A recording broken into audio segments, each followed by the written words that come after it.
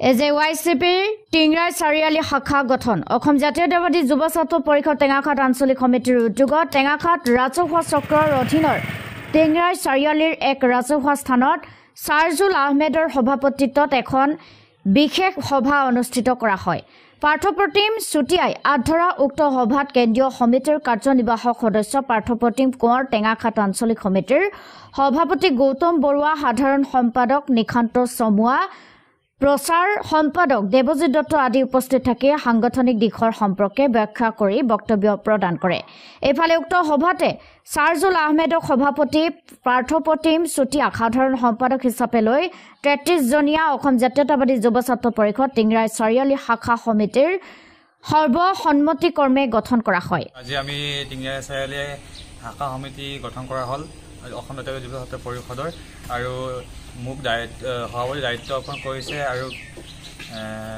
মোৰ সতীৰ্থ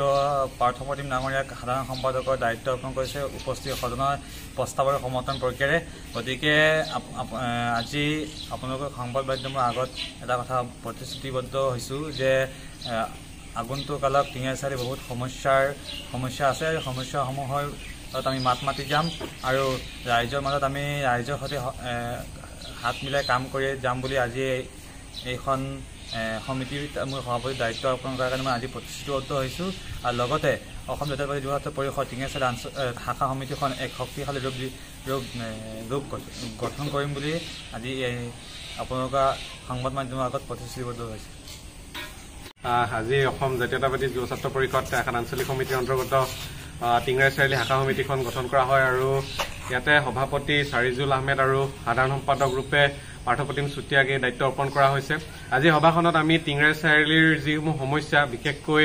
এই অঞ্চলৰ লোকসমূহে বহুতো সমস্যাৰ সন্মুখীন হৈ আছে। শৈক্ষিক ক্ষেত্ৰখন ক্ৰীড়াৰ পৰা আৰম্ভ কৰি প্ৰতিটো ক্ষেত্ৰত যাতে আমি টিংৰাই চাৰিআলিখনৰ সমাজ ব্যৱস্থাটোক উত্তৰণ কৰিব পাৰোঁ তাৰ কাৰণে আজি আমাৰ সভাত বহুখিনি প্ৰস্তাৱ লোৱা হৈছে। অনাগত দিনত আমাৰ খেতিয়কৰ যি সমস্যা আছে সমস্যাসমূহ সমাধানৰ ক্ষেত্ৰতো এই আঞ্চলিক সমিতিখনে লগতে আমাৰ শৈক্ষিক ক্ষেত্ৰত উত্তৰণৰ কাৰণেও এই শাখা সমিতিখনে যাতে